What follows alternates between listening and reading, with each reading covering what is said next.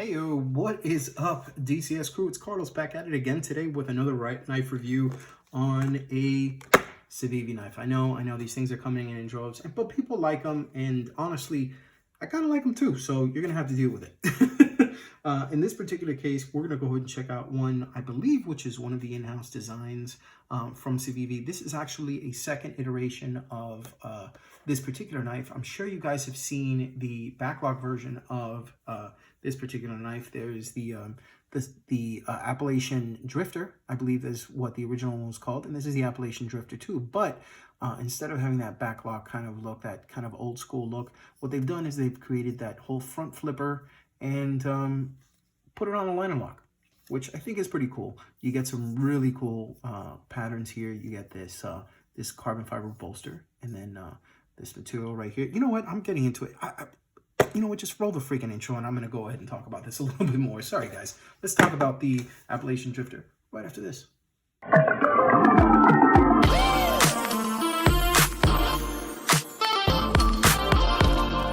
welcome back, guys. And listen, if for whatever reason you start to see me ramble a little bit about some of these knives, guys, be the first ones to tell me, hey, Carlos, that's TFU, man. So in this particular case, we're going to go ahead and take a look at the Appalachian Drifter II from Civivi. Let me go ahead and put this over here to the side. This is a front flipper. And let me go ahead and show off. Actually, I'll just do this and show off some of the dimensions over here. Some of the specs, you know, a little something for you to go ahead and check out. And now that you've seen that, let me go ahead and put this in the middle and show off some knives, at least in comparison for this. So we're going to pull out a couple of Civivi first. This is the bow from Brad Zinker. He's the one that actually designed this, but it is also from Civivi. This one is in Nitro V. You have the Damascus Civivi Elementum, always a great choice for EDC and probably the best-selling knife design from Civivi, to be completely fair. They are good, and so is the button lock one. It's actually my favorite, but one of my favorites right now, it's been right in the pocket quite a bit, is the Towser K from Kaiser. That's that red canvas micarta. Very nice cut, very nice blade. It just feels really good. It's probably going to be one of the best sellers for Kaiser since the Sheepdog, but you know, well, time will tell. That is still a pretty new knife. I'm going to the Benchmade bug out right here. That's the M390/aluminum version that I picked up not too long ago. This is the CJRB Centros from Dylan Mallory. Got that basic D2 with that G10 in gray and the Mallory insignia, of course. And let's see here. Last but not least, what do we got? What do we got? Oh, we got one other Civivi here. This is one I introduced in the past. It's about the same size, I want to say. This is the Civivi Nox in Nitro V steel. Okay, now, I don't think I mentioned the steel on this yet, but you may have seen it in the specs. It is S35VN. The cool thing about this particular blade, aside from the fact that it has this nice little fuller, and I will get to that in a little bit, is that it's actually a hollow ground blade. Now, if you know anything about blade grinds, most blades will come with something like a flat grind or a full flat grind, maybe a chisel grind. You know, you got that hollow grind, but not very many companies have the machine capability to produce hollow grinds. And I don't know, maybe it's just me. I haven't seen too many Civivi knives that have been done in a hollow grind before.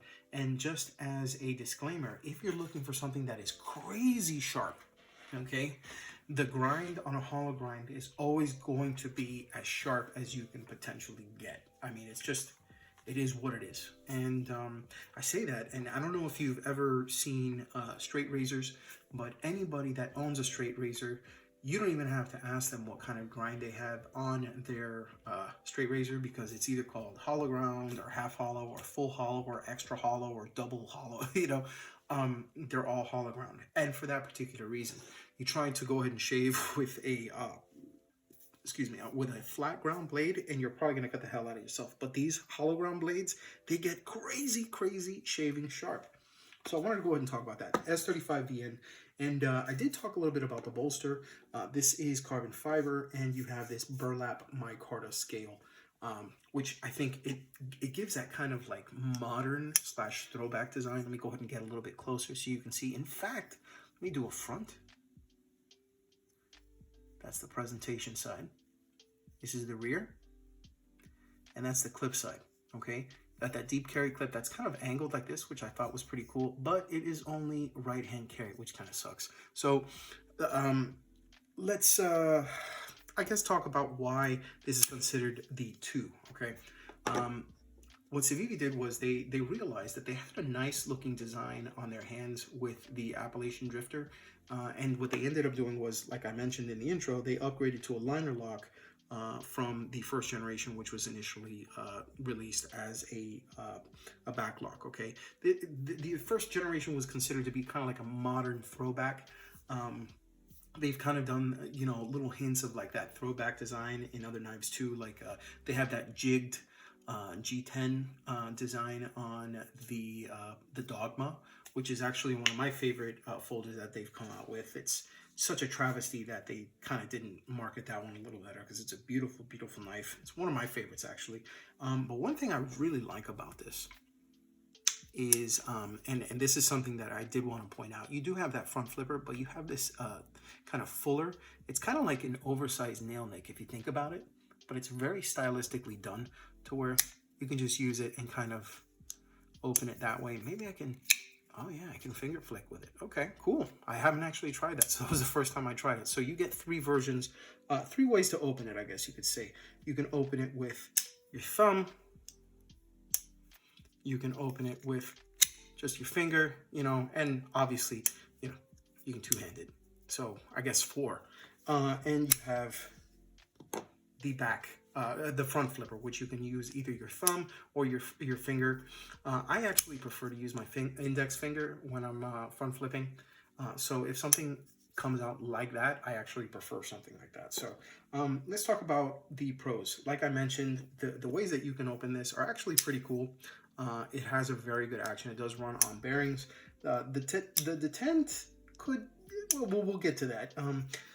That vintage look though, look at that. That thing is crazy nice. I mean, the bolsters are really, really great, and you have a really good steel. You have S35VN under $100. I think Blade HQ, they're currently selling this for about $93 as of the date of this video, and if they ever come back via White Mountain Knives, there's like a slew of 10% off codes that you can use for this. So I thought that was cool. And another thing I like about it is the blade stock. It's nice and slicey, like something like a Spyderco Delica, or even the Civivi bow, which I had over here.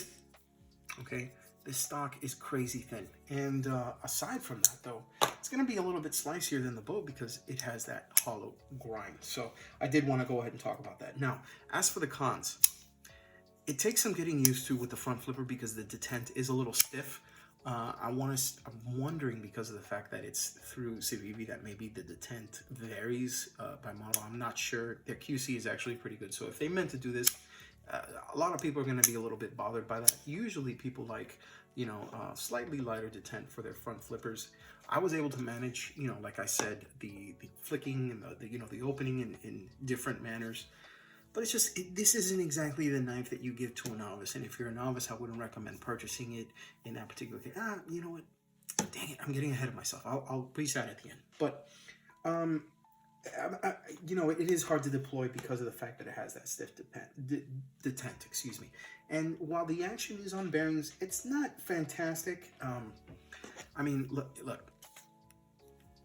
Okay, that's a bit of an exaggeration. Let me go ahead and just let it. See if I can let it shake down. Look, it's completely unlocked. I have to, there we go. Just to go ahead and, you know, just closing the knife. It just takes a little bit. I don't know. It's just my thing. And one thing I did want to go ahead and talk about as well is an issue with these bolsters. Now, the way that this bolster was designed, okay, there's this kind of line here and this line here that designates where the burlap micarta ends and the carbon fiber begins. As you are using this knife, if you look very closely, you can actually feel the seam right here between. Let me see if I can show it off with. Maybe I can. There we go. Okay, you can see it a little bit there. There's that kind of line here, and there's that seam here. As you're opening and closing this knife, because it is a liner lock, you're constantly going to be contacting that little area. you know, this little area, and you're going to be pushing it out little by little by little by little by little. And the problem with that is you're eventually going to get bolster separation by the lock. Okay, so let me just go ahead and show you again as I'm using my thumb to be able to go ahead and close it. All that's here, right here, what's meeting it is the separated area, and that's not good. That's one glaring detail that I'm wondering that if in time is going to really come out and start garnering complaints if a lot of people have actually picked up this model, because it's a looker. I'm going to give you that. I saw it and I was like, wow, that's a pretty nice knife. And I mean, for under $100, it's a viable contender for one of the better knives under 100, you know.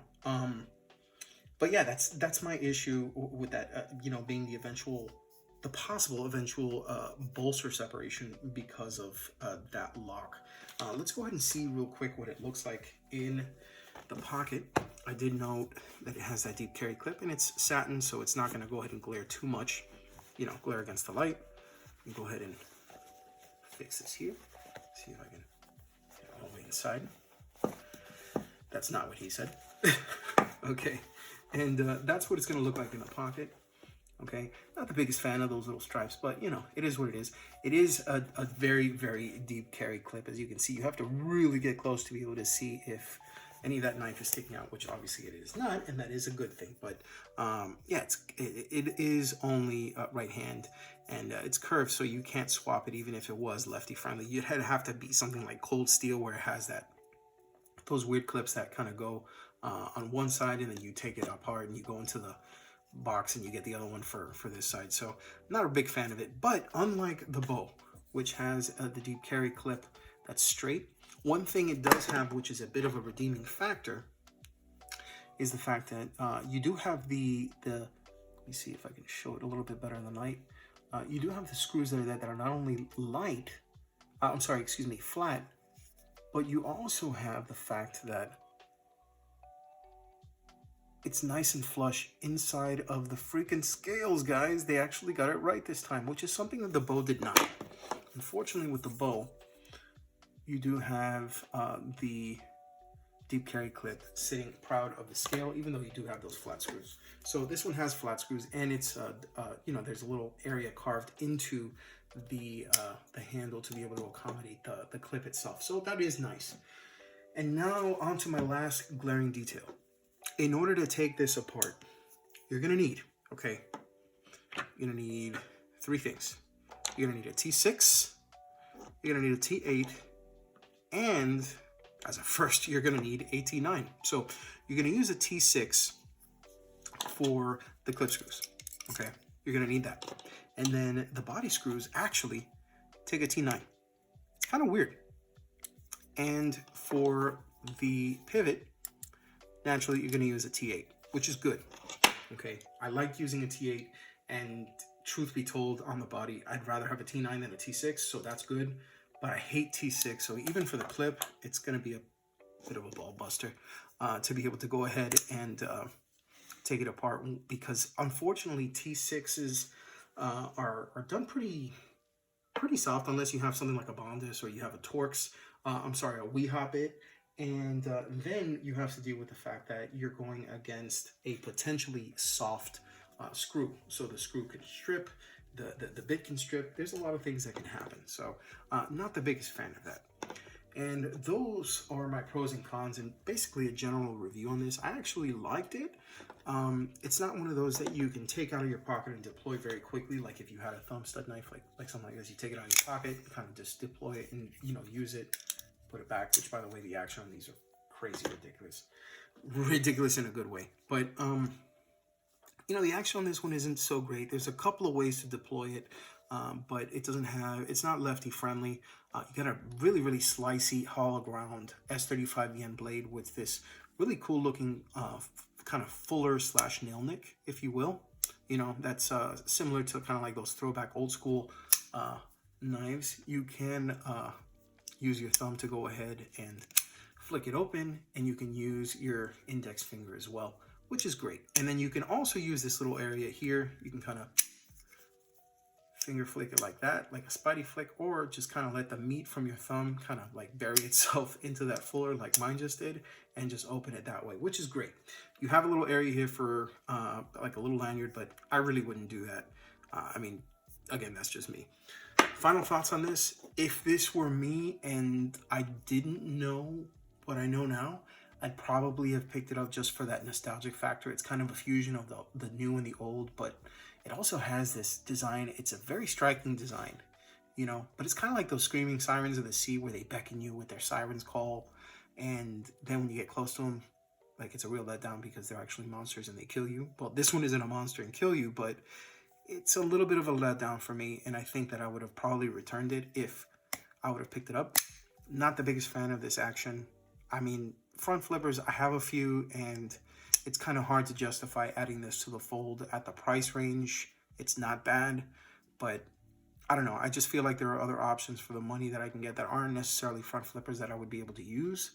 And I would find myself reaching for a bit more than this particular knife. So that's my opinion on the Appalachian Drifter II. Yours may vary, but you're here because you want to hear what I have to say about it, right? Exactly. So that being said, that's my review on the Appalachian Drifter II here on Daily Carry Solutions. And just remember, guys, if you choose to end up, you know, picking this one up, let me know what you think.